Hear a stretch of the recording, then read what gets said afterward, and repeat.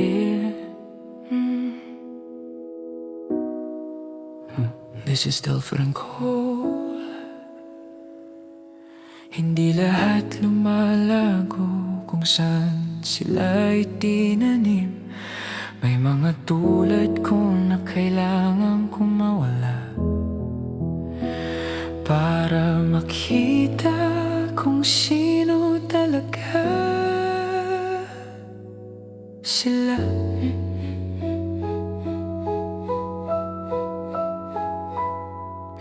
Nakikita mo ako ngayon, pero di mo nakita kung saan ako nanggaling. Lumaki ako sa katahimikan, malayo sa mata, malayo sa ingay. Dumaan ako sa mga oras na walang nakapansin, mga bagyong walang nakaalam. Maraming nagsasalita na parang kilala nila ako, pero ang alam lang nila yung kislap. Hindi nila nakita ang bigat, hindi nila nakita ang bitag, hindi nila nakita yung bahagi ko na tumangging sumuko. Hindi sa liwanag nagsisimula ang pag-angat, nagsisimula yun sa ilalim, sa tahimik na kwarto, sa mga laban na walang palakpakan. Doon ko natutunan paano bumangon.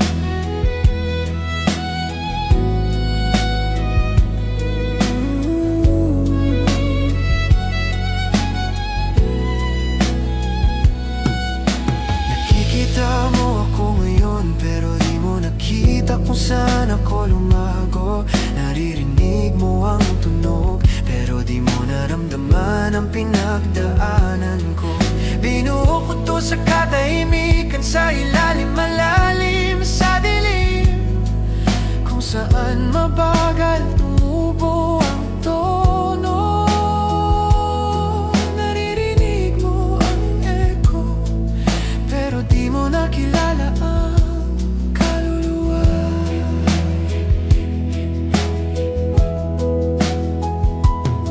Tinitignan nila ang resulta at iniisip nilang mabilis lang nangyari, pero wala sa akin ang biglaan, wala sa akin ang madali. Bawat sandali pinaghirapan, bawat hakbang inukit, bawat hininga galing sa gabing mag-isa kong binuhay. Tinignan nila ako na parang naliligaw, parang nadapa sa buhay, pero sa loob natututo akong umangat.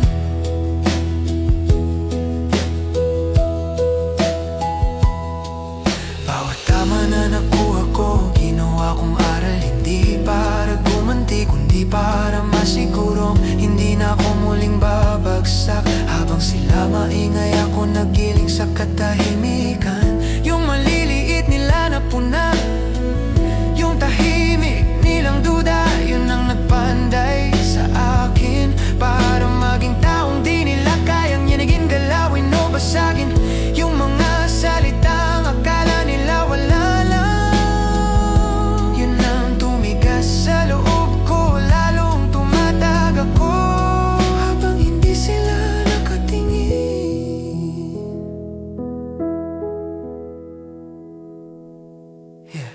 Sukat nila ang ingay, sukat ko ang katahimikan. Tingin nila bulaklak, alam kong ako ang ugat.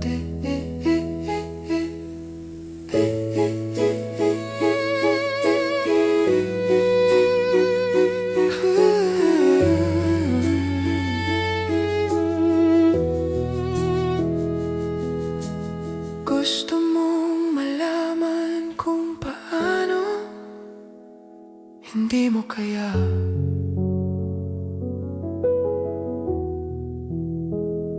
Lahat ng naging ako, binuo ko ng walang saksi.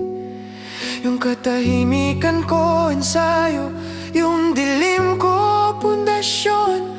Hindi ako umangat para sa pansin. Umangat ako dahil tumanggi akong mabasag. Nakita mo ako ngayon, pero di mo nakita kung saan ako lumago. Naririnig mo ang echo, pero di mo nahawakan ang kaluluwa. Binuo ko to sa katahimikan, sa dilim, malalim sa mundong di mo alam. Naririnig mo ang echo, pero hindi mo kailanman nahawakan ang kaluluwang nasa likod ng tunog.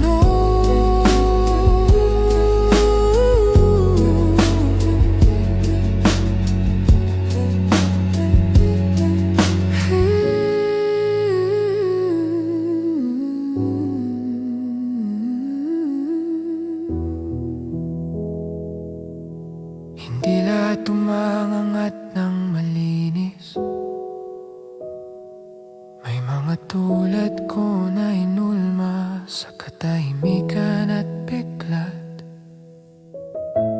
Dito ako natutong lumago, dito tumubo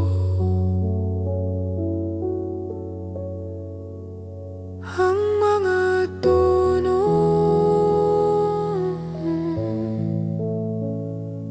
This is Bill Franco.